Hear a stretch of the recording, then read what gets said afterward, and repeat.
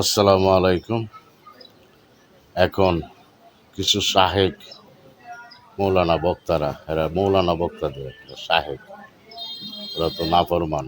ওরা বলে কোরবানির দিলে গরুর অন্ডে গোস আছে না, অন্ড গোস, এটি খাওয়া নাকি জায়েজ। তো গরুর চামড়াও খাওয়া জায়েজ, লম্বা পালায়া এটি খাবে, এটিও বলবে জায়েজ। গরুর চক্ষু আছে, আরও অনেক অংশ আছে, এটি খাওয়া কি জায়েজ? গরুর মধ্যে একটা পশুর মধ্যে 6টা অংশ আছে, এটা খাওয়া হারাম, সেটাকে বলছে এখন খাওয়া জায়েজ। আমি আপনাদেরকে বলছি, বাংলাদেশের জনগণকে বলছি, যারা বলে গরুর অন্ডগোশ খাওয়া জায়েজ, আপনারা এটি দলা করে রাইখা ওদেরকে দাওয়াত করে এগুলা খাওয়াইবেন।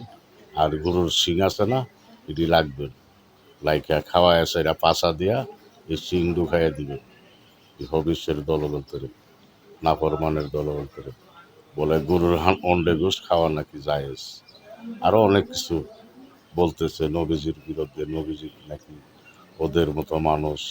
আরও অনেক এলাকার মধ্যে এই যে গায়া বন্ডক, যারা কুরবানি দেয় তারাও নাকি খেতে পারবে, তারাও খায়। তো তুই সুদখোরের কুরবানি চলে না। মনে করো ফেতরা দাও, তুমি জাকাত দিচ্ছ, তুমি কুরবানি দিচ্ছ, তুমি কুরবানি দিবা, তুমি যে গরিবের হক খাইবা, এ তো গরিবের হক, 3 ভাগের 1 ভাগ।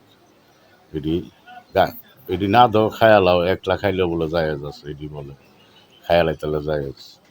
এটি না দাও, তুমি বন্ধক করো কেন, গায়া বন্ধক, তুমি কুরবানি দিবা, তুমি এই গরিবের হক খাওয়ালেই কুরবানি দিচ্ছ, তো তোমার কুরবানি দিয়ে তোদের কুরবানি হবে না। যারা গায়া বন্ধকের থেকে খাও 3 ভাগের 1 ভাগ, তাদের কুরবানি হবে না। আমি বললাম, আমি বলে দিচ্ছি, যারা এসব ফতোয়া দেয় তাদেরকে এনে এই গরুর অন্ডে গোস খাওয়াইবা। আর চামড়া আছে না, লম্বা পালাইয়া দিয়া, তো লম্বা খাওয়ান যাবে এইসবটা, যারা বলে অন্ডে গোস যায়, যদি লম্বা খাওয়াইবা, বাজি কুইরা সাই কুইরা ওদেরকে দিবা দাঁত মাজার জন্য।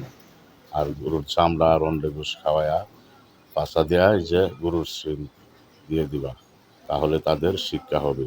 আল্লাহ রাসূলের বিরুদ্ধে কথা ফতোয়া দিয়ে তাদের মজা উঠে নেই। সাধারণ পাবলিককে এটা বোঝায়, মাথার মধ্যে এসব বিলিংকিরি দিয়ে ওরা বক্তা হইতে চায়, ওরা সাহেব হইতে চায়। বন্ডের দলগত, বন্ডর সাহেব।